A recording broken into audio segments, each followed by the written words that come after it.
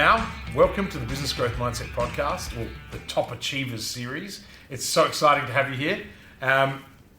Mate, apart from the fact that we've been friends for a very long time, and we're both very big fans of each other, you are, and hopefully that didn't come across the wrong way, but we both learnt from each other at moments in our lives, and we've asked each other for our own almost like a mutually beneficial mentoring relationship. One of the things and one of the main reasons I wanted you here is that you, much like me and other top achievers, you've done a lot, right, in a very short period of time. And I think that what I really want the audience to understand is, firstly, and before we dive deeply into this podcast, why don't you share a little bit with our listeners in terms of what you're up to, or where you've been, what you're up to, and kind of what gives you that purpose in life to do what you do. Cool. Christian, first of all, thanks for having me on. It's a real pleasure to be here. And you're right, we have been friends for a long time, and I've learned a lot from you over the decades we've been friends. Yeah. In terms of where I've come from, I'm a marketer and I'm an entrepreneur, and really, my journey started. And a DJ. And a DJ. Let's not forget that. Well, that's kind of where it started. That's right. The whole thing started with me never wanting to work a day in my life and just wanting to go out and DJ and play music. But it's kind of through that I developed a love for business and marketing in particular. I originally dropped out of uni to become a full-time professional DJ for a number of years. But through that, started a business, started a DJ, an event promotions company. So running nightclubs, but also running festivals as well. But it's through that I started falling in love more with the business side of it than the music side. So while the creative side was always interesting, I was really in love with the business side, which then led me to go back and actually go to uni, finish my degree, and then pursue a career in that area. But it's finding that purpose of once I knew what I wanted to do, I could give it my all, which then led me to the Adelaide Fringe, where I was the digital marketing manager there, Adelaide Uni, head of digital there, before working at a number of agencies, before landing in startup land. So worked at a couple of very early stage startups. Hang on, before we go into the startups, sure. I think that's all really important, your entrepreneurial journey, because a lot of people that know that you've been an entrepreneur. A lot of people think you've always been corporate. You've actually had a really good balance of both. And I know the startup part's going to be a lot of fun, and there's going to be some big names that you can drop that you were involved in really early on. But you also sold your first digital media business. Yes. Right? Yep. In between all these gigs. Yeah. So, do you want to just share that experience? Like, what were some of the learning lessons that you had on that exit? Yep. Really, and that was early. What year was that? That was 2013. Yeah. I did that. Okay. I guess just to backtrack a little bit from that, my first business I started I was 14 years old. I started that because, again, going back to the DJing, I wanted to own turntables. But Technics SL1200s were like expensive. $1,100, $1,200 a pop. I was 14 years old. I didn't have access to that money. So my mum kindly loaned me that money on the proviso that I pay her back, within a year. So I thought the only way to do that was to actually become a DJ. So I became a professional working DJ, playing at school formals, spring fairs, school discos, all that stuff, different birthday parties to make enough money to be able to do that. But anyway, so that was my first venture. Then my third venture was when where was I? I'd left Adelaide Uni. I was there for 3 years, and I moved on to a startup, so a mobile payment startup, which was kind of Uber Eats before Uber Eats. And that didn't end particularly well, but that then led me to go into consulting. And I started working for myself and picked up a really nice roster of clients, doing a variety of work, and probably was one of the early, real pioneers in like digital consulting, digital marketing consulting. Absolutely. And I started doing a lot of work with a number of different agencies. And then one agency in particular, I was doing quite a bit of work for them, and they kind of realized the opportunity to really grow their digital portfolio. So they made me an offer to buy me out. And at the time, it felt like the right thing to do, and it definitely was the right thing to do at the time, because I was finding that with consulting in particular, managing it all, and doing the business development, doing the client relations, as well as doing the work itself, was becoming very overwhelming for me at that stage. I didn't have the right processes and systems in place. You also had family and children. You you had a whole bunch of other things going on. Right? I did, and then I also had another startup I was working on as well. So the opportunity to be able to, to cash in, I guess, to cash in on what I'd built with my own consulting, and then to be able to continue working at that agency while I was building my startup as well, was at the time a really good opportunity for me. Cool. Now, after all that, you went into global startup land. I did. Right? So, Uber Eats. Yeah, and Uber before that. Yeah, well, that's right. Sorry, yeah, that's right. Of course it was. It was Uber before that. I mean, I was at the launch. You were. I was one of the early ambassadors for Yep. Uber in South Australia, and it was epic getting all these free Uber Black rides. Yeah. We couldn't even get approvals, right? And it was very cool. And so, yeah, you were involved very, very early on with Uber in terms of marketing. And you would say successfully launched Uber in South Australia and I guess helped out everywhere else. And do you want to tell us what that was like, and then maybe the transition to Uber Eats, which was probably bigger because that was very new and we're kind of like a guinea pig of a testing ground, right? Like, for Uber Eats. So do you want to just share that with us? Yeah, so Uber was a funny story because they actually first reached out to me back in like 2013, I want to say, about working in the Sydney team. But at the time, because of family reasons, I wasn't able to move. So we kind of put that on ice for a little bit. And then when Uber finally was ready to launch in South Australia, they reached back out to me. I told them no the first 2 times because I was for the previous reasons with the consulting, etc. But the third time they came back, it became one of those itches where I had to do it because I kept thinking about the opportunity when you don't want to live with regret. You don't want to live your life and you're like, I wish I'd done that. I wish I'd taken that job. So I did.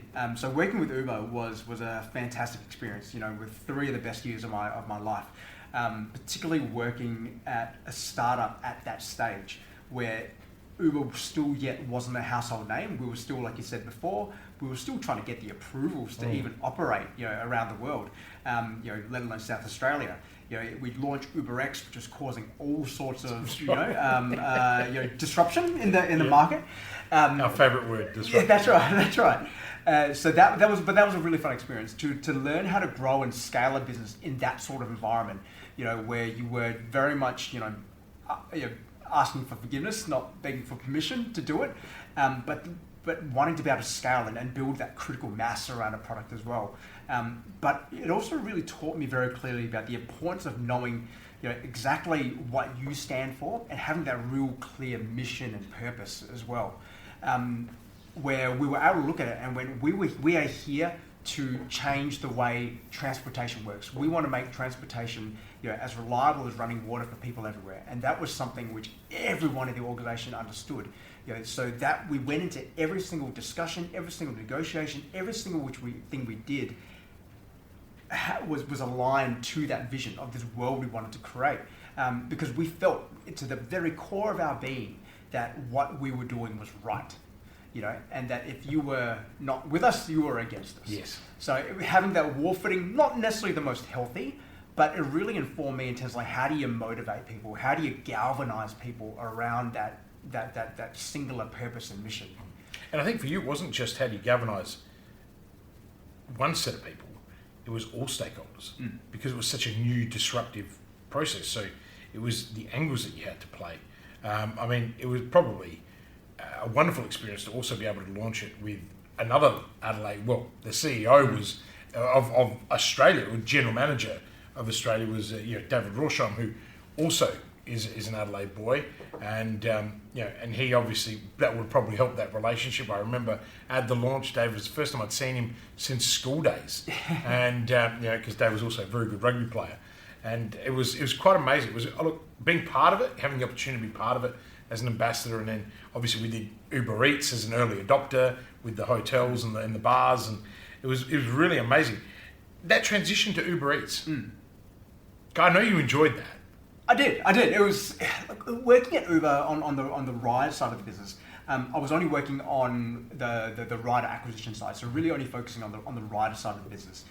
Uber being a marketplace, we've got a rider and driver side. While I did some of, particularly in Adelaide, at the early days, I did a bit of everything. Once the team started to build, I focused squarely on rider marketing and rider growth. Uber Eats became my chance to actually own the city and actually build that here from scratch. And again, there was a bit of healthy competition. And you mentioned before about the fact that we were a bit of a test case, and we were. At the time, Uber Eats hadn't launched everywhere yet. It was really only in a few cities in America, a couple in Europe, and Sydney and Melbourne. And that was it. Australia had this opportunity to actually launch 3 cities at once. We were originally going to launch Brisbane and Perth at the same time before I got wind of it and was like, hang on, like I want Adelaide to be part of this. Why not Adelaide? And I remember making my pitch to the regional general manager about why Adelaide needed to be included and why Adelaide could be successful. And I hung my hat on that and went like, we are going in this way. We are a foodie city. You know, we've got the population density for it. You know, you look at the distribution. You know, I'm just pulling out all these charts in terms of like how we would grow, but presented all that data back. And that's another great learning which I had from Uber about the importance of data. I was about to say that. Yeah, which I've now taken everywhere. Yeah. And which has made you a powerhouse because you've always been data driven, but now every time we talk, it's always data, importance of data. And I've always been big on data, but you've brought another dimension to it. So Uber, the whole Uber journey, and then you went on another journey, right?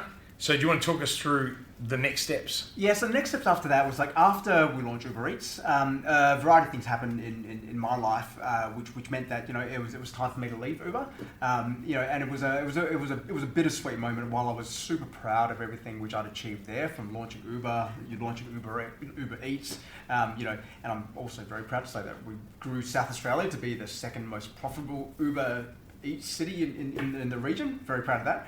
Just goes to show that no one here likes to go to a restaurant. Yeah. They like to eat at home, right? It's like someone once upon a time was saying to me, you guys have lots of stoners. That's why you have so many drive-thrus.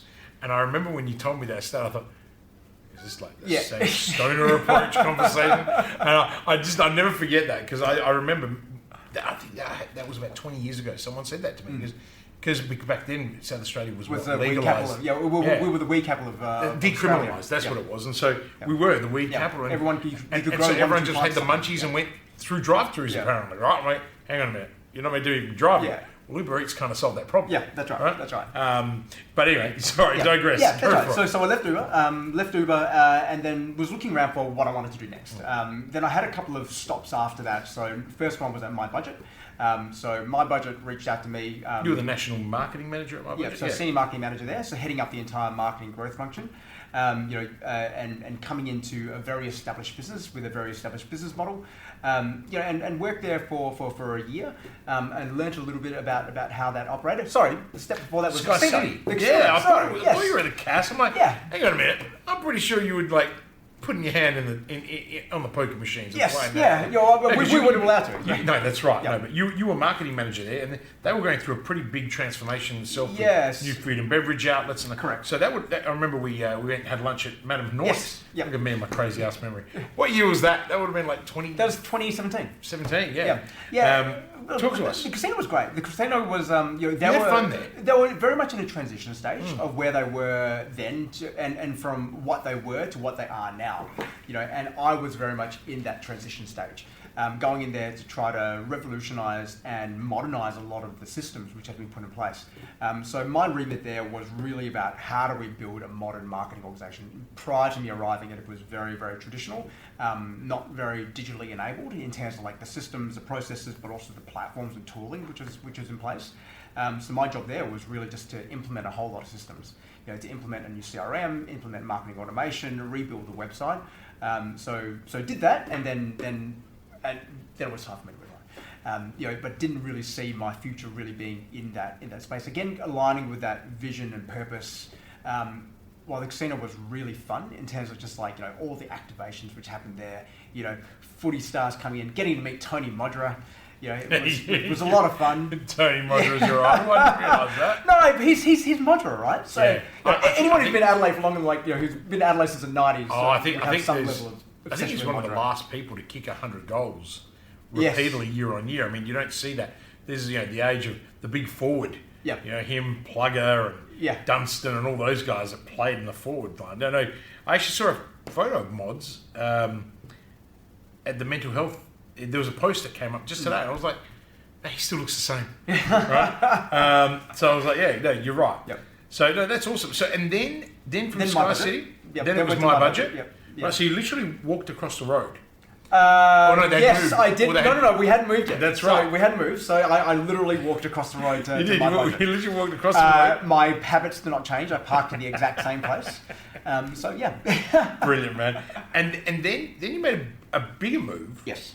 And you went to RightAware. You know, I mean, growth there's been phenomenal. You know, Dave and the team, you know, have been working at it for a while. Now, for anyone listening, it's another massive Adelaide success story in terms of, you know, back of a garage to a massive organisation. Tell us that you went there as CMO or as marketing manager. Well, I originally went there to launch the mobile app. Okay. So there was a mobile app which RightAware were working on at the time called Push. So it was funny because like when I first... So you guys had a whole bunch of international trainers, bodybuilders, the whole works. Yep. It was huge. Yeah, right? we were bringing them in, you're recording exercise videos with them and putting them all into an app.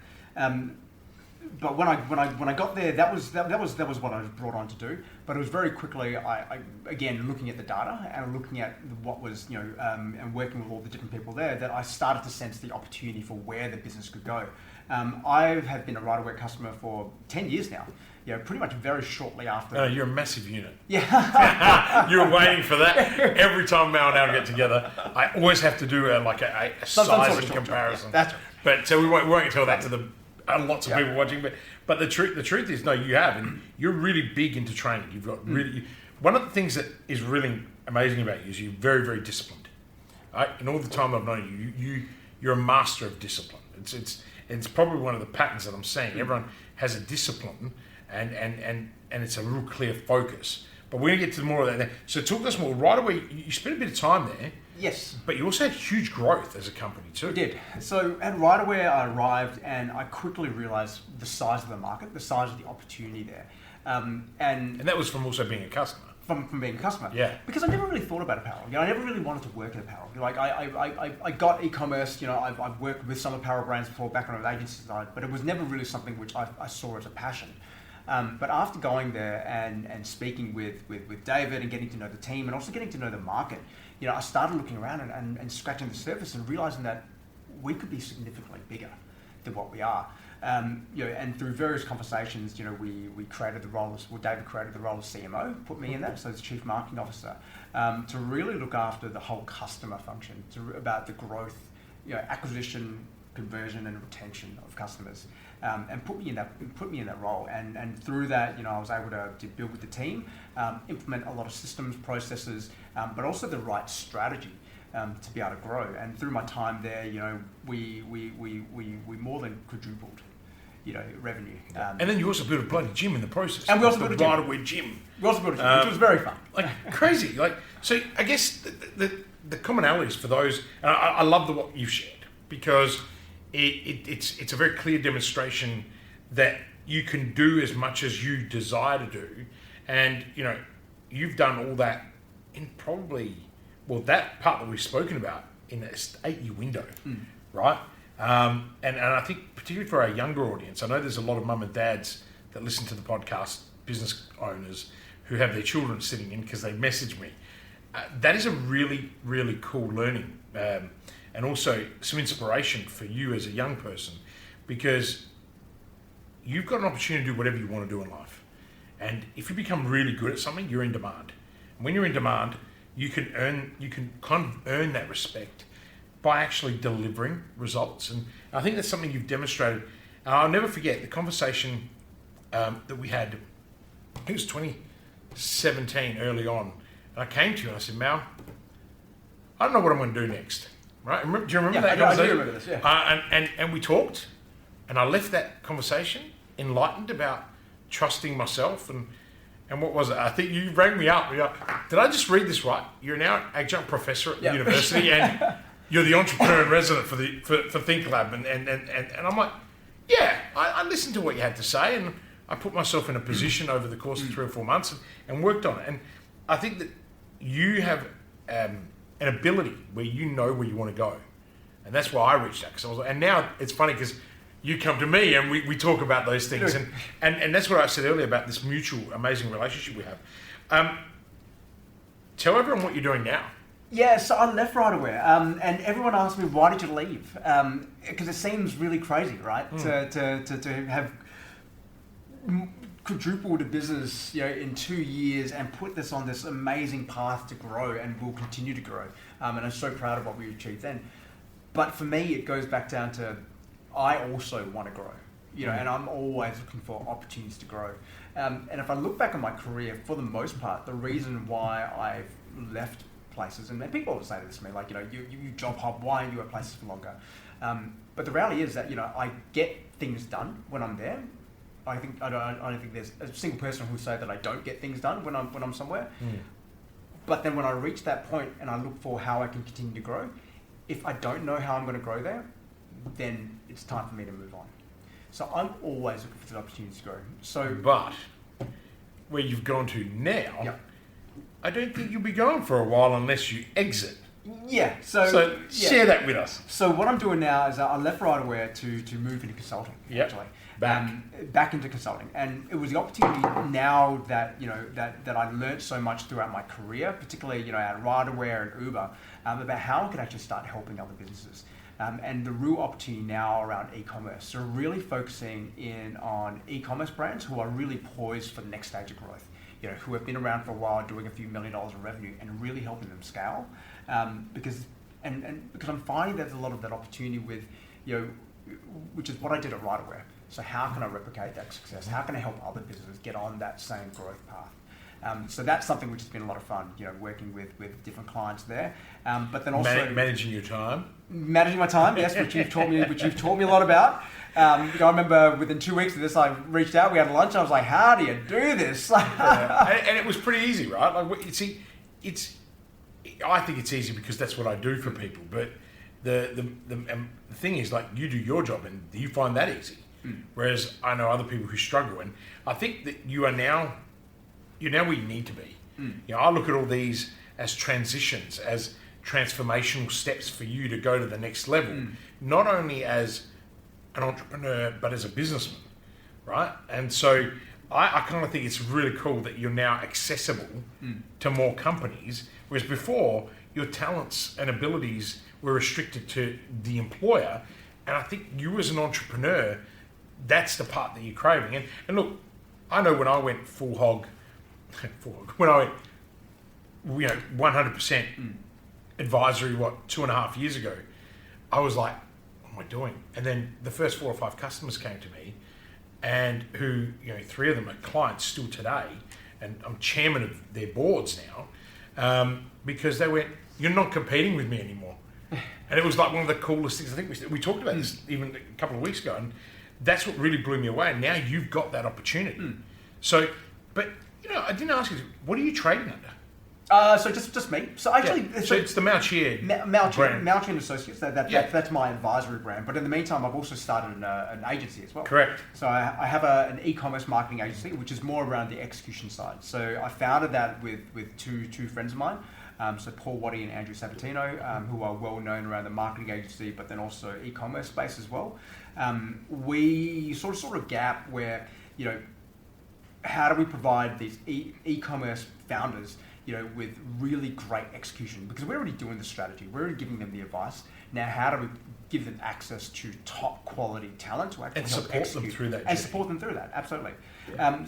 And that was kind of the gap in the market which we saw, because there were a lot of people who were claiming to do SEO, email marketing, paid ads, etc., but who are experts across a lot of different industries, whereas we just want to focus on e-commerce.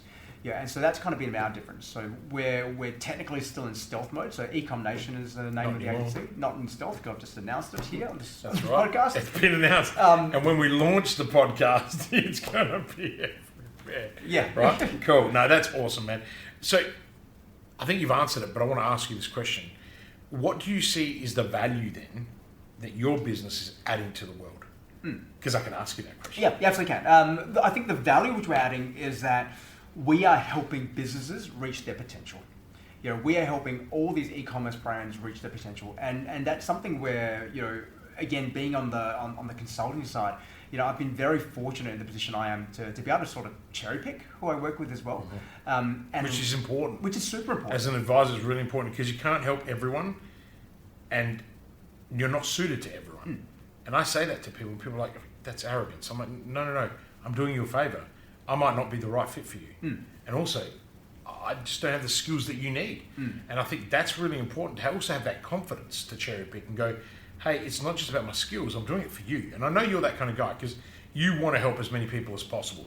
But if you're trying to, it's like, the analogy, if you're in an airplane and the masks come out, you got to put your own mask on first before you help someone else. Otherwise, you're not helping anybody. Yeah. Same thing in consulting. And too many consultants just care about money. And so they just pick up anything and everything. And it's like, come on, man. You're just not delivering anything. Yeah. And it drives me crazy because I generally have to go in and clean up a lot of that. Amazing. So, no, okay. So, would you say then, Mal, was there something in your childhood that shaped the type of entrepreneur and business person that you are today? Yeah, that's a. Was it the Technic 1200s, or was there something else you think? Yeah, I was thinking about this, and I think that experience was definitely part of it and helped shape who I am. But I think even going back towards, and this is more of like a personality trait. There was something where my growing up in a family where my sister is a high achiever. Always has been very successful with everything which she's done. Similar with my mum and my dad as well. I always felt as the youngest that I was overlooked. So I think when I was fairly young, maybe 10, 11. It's not hard to miss you. Thank you, but I'm actually the tallest in my family, so I don't know how that happened. It's funny, at your birthday, I was like, wait a minute. He's not the only person I can pick on. This is hilarious, But the thing is that it was that fear of being overlooked, which I think. So when I was young, realizing that I don't want to be overlooked. Yeah. Particularly being a migrant to the country as well, and not being an Asian kid, so I couldn't really hang out with the Asian kids, and not being a white kid either. I wasn't really accepted. I usually hang out with like the Italians more than anyone else. I know. They were most of my friends. And it's true, you actually have a lot of Italian I've got friends. a lot of Italian friends. My wife's Italian. That's right, Sarah. But from that, it's like it was that fear of being overlooked that I was like, how do I not be overlooked? So how do I? Which then made me go like, I want to be the best. I want to be really good at everything. So you can't overlook me. So that's kind of driven me throughout my career. That's really interesting because I think that for some people, it's something that spawns them, or there's some particular adversity they face. In your case, it was kind of like, hey, I'm the baby here, and you're all top achievers around me. I'm just not going to be forgotten. And I wonder how many people have that whole "I'm not going to be forgotten" philosophy. I don't know. I've not heard that before in that context, and I really like it actually. So, what is a top strategy then that you've used for business growth? In either working for others or working for yourself? Yeah, great question. For me personally, with how I've grown, it's really about relationships. Relationships has been critical to everything that I do. And from an early age, just building networks, building relationships, building connections with people, and understanding that it's not about, what's in it for me, but, how can I help? How can I facilitate? How can I support whatever you're doing? Yeah. When you say that, I have the privilege of knowing you, so I know how much you value relationships and how much time you spent building connections. And it's a common theme that we're hearing from a lot of people, and that I can testify that relationships is one of the most important strategies that you'll ever develop, and it starts now. It doesn't start tomorrow. It's not one of those things that you go, hey, as of tomorrow, I'm going to start giving a shit about the people that I do business with. And, I have one of the things that I really value is my relationships too with people, like quality people. And what people don't realise is the world's a very small place. I remember being in hotel school, and the first thing they drummed into us was network. And I'm thinking, you're teaching me how to be a GM of a hotel. What is with this network shit? And it turned out that I learned very quickly that the global hospitality industry is very small, particularly when you go and study at a Swiss Hotel Association college, because it's a very tight network and there's a standard. And that's when I was very lucky that I got that lesson early, because I was like, oh wow, you screw up here, no one will touch you or look at you. I wish I'd learned that in other areas too. But that's great. Now look, we know that business is not all flowers and rainbows, okay? And we all know that this is one of my favourite topics, failure. Fail forward. Fail forward, correct. What failure experience do you think set you up for success today? Yeah, so there's one singular moment about failure where I lost a lot of money. So this is back when I was doing event promotions. And haven't we all had one of those? We all have had. Everyone's. If you're an entrepreneur, like I've had not an entrepreneur if you haven't had one of those, right? But probably one was like there was God's Kitchen, which is a global nightclub brand. They were doing an Australian tour, and they were bringing down a few DJs who I loved. And it was a case where I was such a huge fan of them. And we were competing with other cities like Melbourne and Sydney, and the only night which we could get them was like a Thursday. But I ploughed ahead anyway, and I just like with my partners. Yes, blindlessly. I just good. But I just took a very bullheaded approach to it, and just basically bludgeoned it with my partners that we were going to do this, and this is why. And I convinced them that this was a great idea. Turns out, running a night on a Thursday in Adelaide in the middle of winter, which was all heart but no head, was not a great move. So from that, we did have to lick our wounds. We lost a lot of money. I'm not going to state the sum. My partners, who, if they're listening to this, will know, and they've forgiven me now. We're still great friends, but it was still we lost a lot of money. But I went to it. I love that they forgave me. Yeah, I owned it. So this is my. It was my effort. Because I wanted to do this. I was so passionate about it that I let my passion cloud my judgment. And that's the learning lesson, that right? That is the learning. So many entrepreneurs, especially in startup land that we've all been involved in, you get all these people with these wonderful ideas, and they're all fueled by heart. And I have broken many hearts as an entrepreneur, where I've said to people, yeah, it's a great idea, it's all heart. And they look at you and they're like, what are you talking about? I said, there's no substance. It'll fail. And they're like, what do you mean? And they get all angry about it. And it's like, no, think about this. You actually need to think about, are you solving a massive problem? No. I said, so where do you think the money's going to come from? And the concept is the same here. What you've just highlighted is that you were able to identify very early on through a catastrophic failure that all heart, no head. I love that. I wrote that down because I don't think I've ever used that line like that. And but tell me, what were some of the practices that you adopted after that event? Asking questions, really actually doing your forecast. Doing a proper, well thought out forecast, and really being very critical with it. That's kind of the core of most of what I do now. Just actually looking and going, hey, that's a great idea. Let's actually forecast it. Let's actually think through all the numbers, and let's interrogate the numbers. And also trying to facilitate those discussions where it's not just me trying to push something through, but just trying to bring in other views as well. I think it might be Ray Dalio who talks about triangulating. Where you triangulate different viewpoints. If you're not sure about something, find a few other voices, a few other opinions, and just understand. Like let's triangulate something and figure out, okay, am I right, or how far off am I?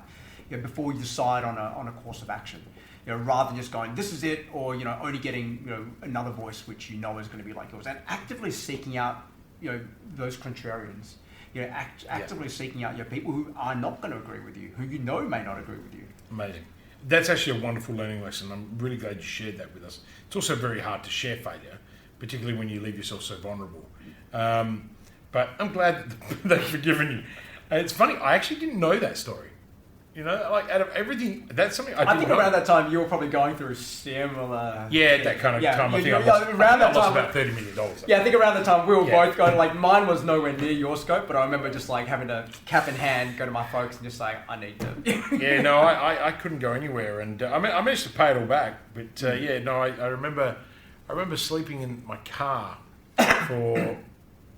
Well, I slept in the rent. I had XO left out of everything that I've managed to sell out.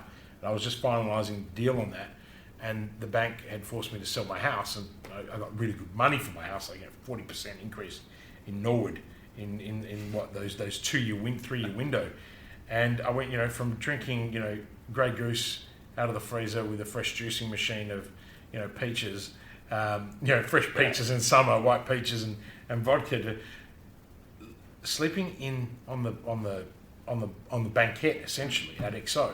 I mean, it was a beautiful place. I mean, million fit out, so it was great staring at stars and going crap. And then I'd walk down and go and have a shower at another place, come back. They were the hardest days of my life. And, I learned a lot of lessons that day too. Mine were more ego-driven, wanting to be bigger and bigger and bigger, and kind of just letting that flow happen. That, if people think flow, for those people that understand flow, I talk about flow a bit, people get lost if that flow's a good thing. But if you start to flow in a direction that isn't in line with your mission and purpose, which you talked about at the beginning, you can get really sidetracked. And for me, it's for you it was heart, for me it was ego that sidetracked me. And I think failure at any catastrophic level does not matter how big it is, it affects us all exactly the same. It's hard. Some people will say to me, what you went through was horrible and how you came back of it was amazing. And it's like, yeah, but I've seen other people who've gone through lesser things. I'm not here to judge them and their experiences any less difficult, because we all have a different amount of resilience that we've acquired over time. And I think that's the other lesson from that. You would have built a lot of grit, but we carry baggage from that. I mean, for you, every time you hear God's Kitchen, it probably makes you tremble. Every time I hear global financial markets, I'm like, oh no, please don't. And I hear restaurants, I run, right? So... but you still keep doing hospitality. It's like... Not anymore. Lucy has made it very clear to me, right, that there will be no more. However, I am kind of like trying to get the idea of me and a group of others owning a wine bar, or maybe even a mini golf, right? Yeah. And there's going to be a liquor license to that. So actually, Mal and I were at Ivan's place for a spit, and this incredible idea came about of us owning a putt-putt mini golf. We actually didn't drink a lot, so it wasn't It wasn't one of those alcohol consumptions, but it was quite amazing. Mal, who is your business hero? Oh, great question. And why? I have a couple, and ironically, they both have come up with the same places. So Bill Gates actually was a big hero of mine growing up, for his innovation, for his his attitude towards just becoming the dominant player in that space. But I just love where his head was at, and then what he's developed into as well in terms of becoming this global philanthropist as well. I find a real inspiration. Particularly his view about how things need to be purpose driven, but also that there are all these big problems in the world which we need to fix, and how can innovation support that. So that's been very inspiring to me throughout my journey. But more recently, Satya Nadella, who's the current CEO of Microsoft. Yeah. That's a really interesting it is person to bring up. Yeah, but absolutely not because of Microsoft, but more because of how he has been as a CEO and what he has done to turn Microsoft from a company which was the most significant technology company in the world, but had kind of fallen back a little bit in the Steve Ballmer years, with like their Microsoft phone, their Windows phone, and this, that, and the other. To then again now making them again one of the top 3 most valuable companies in the world. What do you think the I have an answer on this, but what do you think the strategic playbook that he used to revert the company back to its glory days? Simplicity. Yeah, like he just that's a cool lesson for anyone everything listening. Back, yeah. And that's what I love about it. When I love that. I've read so much of what he's done, and it was all about let's get rid of all of that. Let's bring this singular focus to what we do and what we're about, and we're about the cloud. So and even like Xbox, which has been this hobby thing, which is sitting there. Xbox is now essential to the cloud, the Microsoft Live and all that. And I'm an Apple user. I'm a massive Apple user. I live in the whole Apple ecosystem. But yet I have an Xbox. But that singular vision which he brought to it, has transformed the company, and I love that. I love what they've done. Yeah, it's amazing. It's that singular focus. It's getting rid of all the distraction, and there's lots of really good examples. I mean, really good examples of that all around the world. And I've been doing a lot of studying lately of really exceptional CEOs who have done that. I mean, Jim Collins in Good to Great, they did 5 years of research at Stanford University on exactly this. What separated the good to great leaders? What took them from good to great? focus. No, stop trying to get distracted by the shiny new objects, or trying to go down the rabbit hole of competing with someone else. And it's quite remarkable how the big companies fall into that trap too, not just the little people. So excellent, really good. So Mal, tell me, when you are overwhelmed or unfocused, seeing we've just been talking about singular focus, when you are overwhelmed or unfocused, what do you do to realign? I think we talked at the start about discipline, and having those habits is important for me because that's how I stay focused and grounded. So I go to the gym every morning. Every morning, 5 a.m. I wake up on a train. So Monday to Friday, and I try to train on weekends too. That is a big thing for me, just to be able to get my mind right for the day. And just to set my body, set my mind, and just be able to bring that focus in.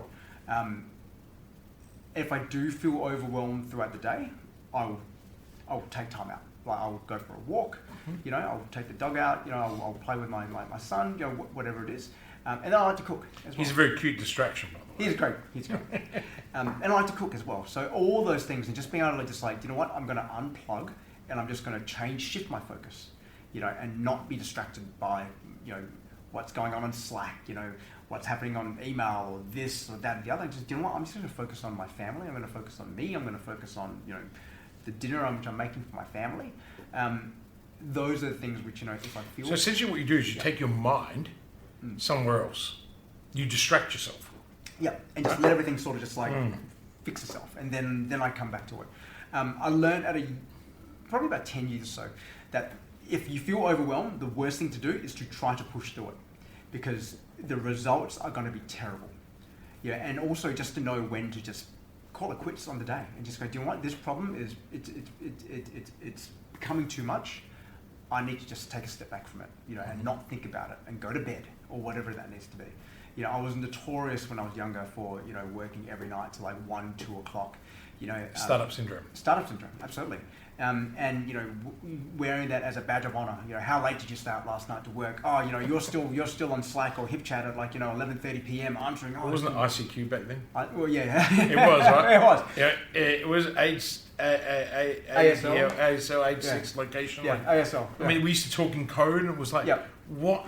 I was like, I'm just not doing this. Yep.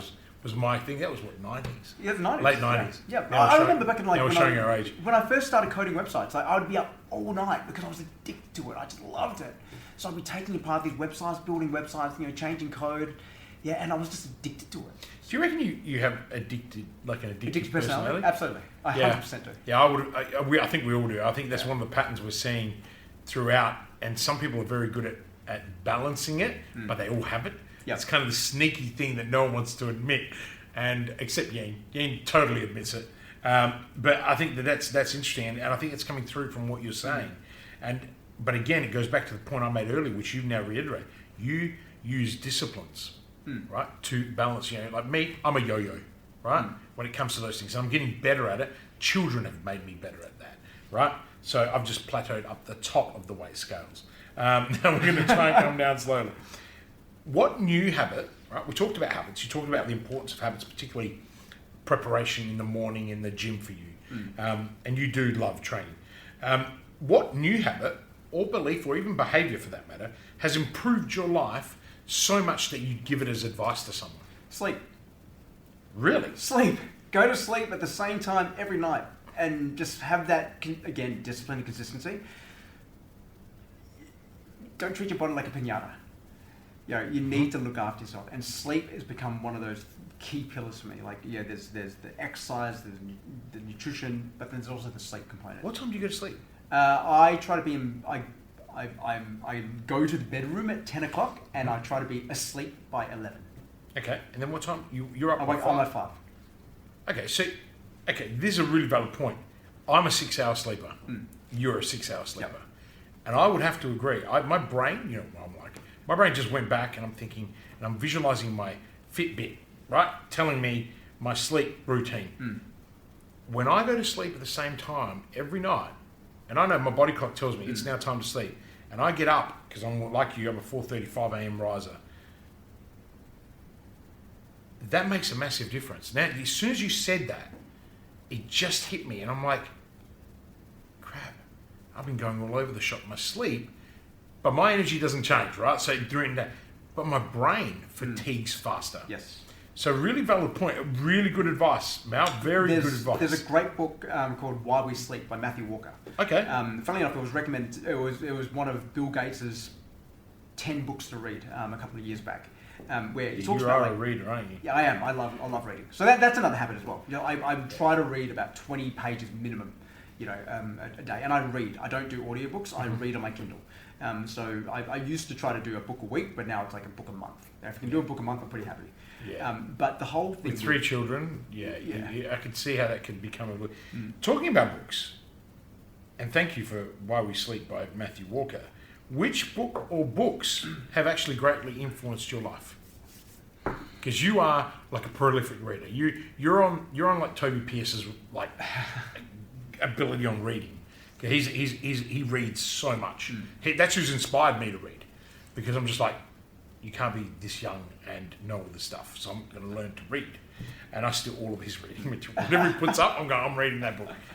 What you two? You're a big reader, right? And you're a sponge. So, which book or books? Books. Currently, one which I read recently, which has been very transformative, is called not Tribes. It's one about the All Blacks. I can't remember this. It's about the rugby team. Yeah, about the rugby team. Okay. Can you give me 2 seconds? I'm going to look Yeah, this up. check it up. I don't think anyone on the podcast has ever pulled out their phone to Google a reference. I love it. We should do this more often, Pete. Right? So Legacy. Legacy. Yeah, I was thinking Tribes. That's right. I'm reading Tribal. What blew you away? Why is that a book that you would recommend to someone? Because they talked about the All Blacks being one of the most successful professional sports teams. Who hadn't won a World Cup for a long time, and then just have gone ba-dum, ba-dum, ba-dum. Yep. They hit a tipping point, right? And is that in the book? This is about the book. Oh, then I got because they were like, why we were never able to do that? Why were we losing? And part of that was about the culture which they were trying to build. So they went back to square one and actually went back to their roots about what it means to be an All Black. Is this did they talk about how rugby union used to be only private schoolboys sport, and then they made it, and they put it to get a bigger pool of players. They made people. Is that in the book? They don't talk about because that was one of the big things that the New Zealand Rugby Federation did as a rugby player.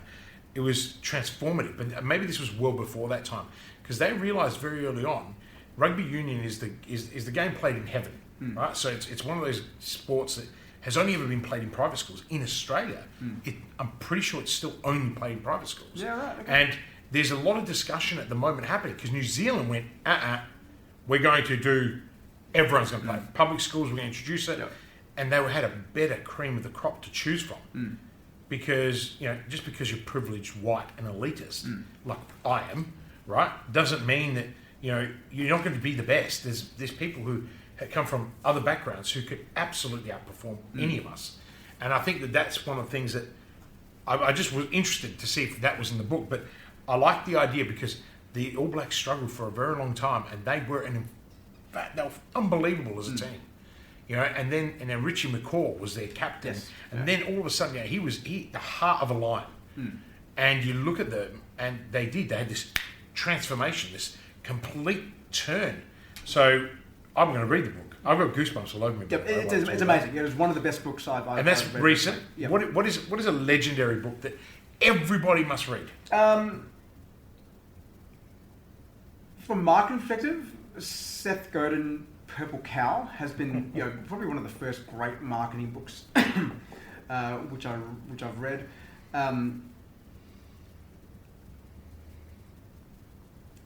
Legendary books. So many to choose from. I'm just going to pull out Patrick Lencioni, 5 Dysfunctions of a Team. You mentioned, I think you told me, is that the guys you guys hired at Right Away? Did you bring him in? No, I didn't bring him in, but I put on a video so people right, watch okay. it. Yeah. Yeah, because I remember you telling me, you said, Christian, you need to read this book for your clients. Yeah.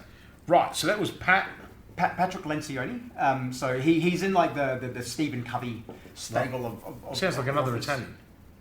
Lencioni? Yeah, I'm pretty sure he is. He's surrounded by them. Yeah. What is it, 5 Dysfunctions? 5 Dysfunctions of a Team.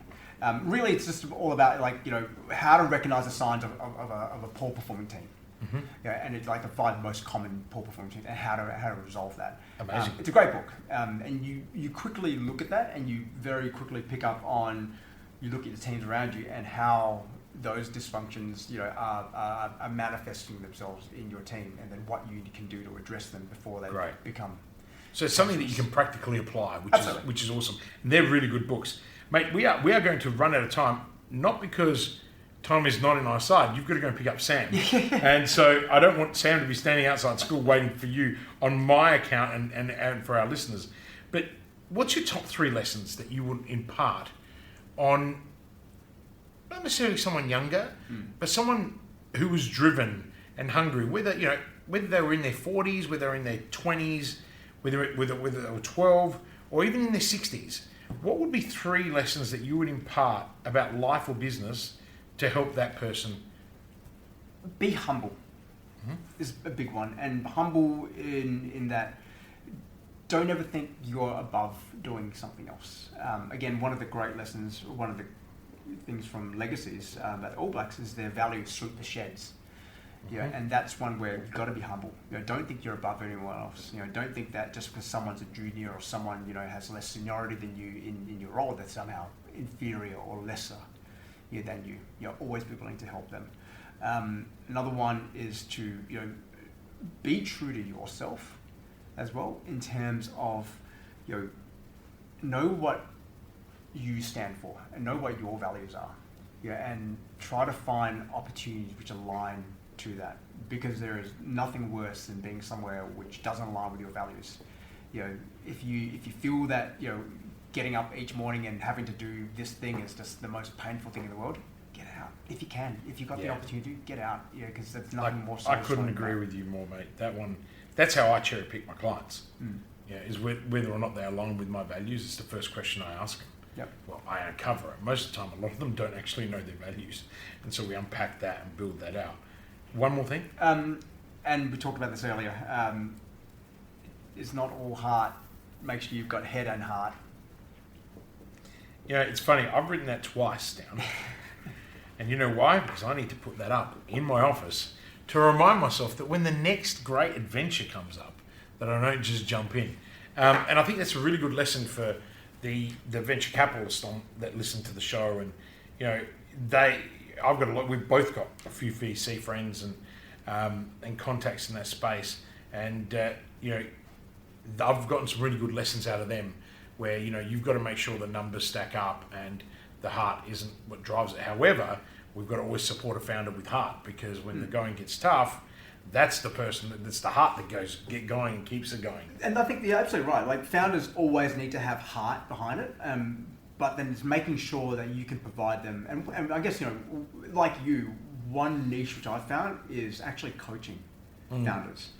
Coaching and mentoring founders to kind of help them with that, because a lot of them, they've got the vision, they've got the heart, but they don't know how to build. And that's the bit which, I turns out I'm actually very good at it. In terms of helping them build, actually helping them think through the structures they need to put in place so they can actually, build something sustainable and then scale it. Do you know why you're good at it? Have you worked that out yet? No, I haven't actually. Because you've actually done it. You've actually been there. See, I see a lot of... we won't talk about it because I might get in trouble. And you saw it firsthand. There's a lot of people doing that work who are not very good at it, because they've gone and learnt how to do a coaching program, and that's not taking anything away from these people, but there is a place for everybody. But be careful who you take advice from, is what I always say to people. In your case, I think that first childhood experience, well, not childhood experience, but first catastrophic failure experience, but also your childhood experience of those Technics 1200s, but that other deeper layer where it was, hey, like, you're also really successful around me, I'm not going to be left behind, right? And I think that you had that transition in your life to then have a catastrophic failure that was probably fueled by that as well. Like, for me, it was validation. I was always seeking validation. I was like, all right, when's the next newspaper article with me coming out? And this was when I was getting positive. Now it's like, you're a journalist. No, I'm not really going to talk to you right now. But the thing is, it's really important to understand who you are. And that's why you're good at it. That's me. And I can say that. People probably think, well, Christian, what gives you the right to say that to Mal? Well, I actually brought Mal into the University of Adelaide's mentoring program to help startups. And that was one of the reasons. Because I knew, and when I got the feedback in the first quarter, people were like, who's this guy? He's like really good. And I'm like, he's my mate, right? And I think, but it's funny. Like, there's a couple of pieces of advice which have kind of really resonated me with, which have been around the similar thing. One of them was from you a few years back when you told me something very similar to that, which kind of made me prick up my ears, go, okay, yep. And then also another mentor of mine, Manuel Ortigosa, who you know as well. Manuel very recently, only a few months ago, said to me like, what do you do really well? Figure that out and then do that. And which is that's solid advice. And I think that's why I love where you've gone now. I love that you've gone. You're doing what you really are good at, and you genuinely want to succeed, and you're staying so niche to e-commerce, and then building out the suite of products around that to support those companies. And we both know that's a service people need. And now you got to go and grab Sam. I am so excited. Thank you so much for joining me. And for our listeners, I know they're going to love the show. Mate, we've got to do that dinner and lunch at my house. Absolutely. And we keep cancelling. But thank you, and I really appreciate it. Pleasure. Thank you, Christian. Yes, thank you.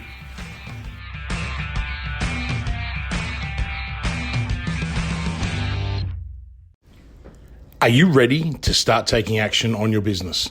Would you like to spend more time with your family? Then call 1300 643 229 and start building momentum right now. I know you're busy. In fact, you are so busy that you don't have time to work on your business or yourself. Often tossing and turning at night, worrying about the how-tos and the cash flow. How on earth can you possibly get off the hamster wheel so that you can take a helicopter view to see where you'll be in 90 days, 1 year, or 3 years from now? In this program, I will take you from sleepless nights to blissful sleep. You'll have more time with your family, and you will have the clarity and direction so you can grow and flourish. Call 1300 643 229 now and start building momentum.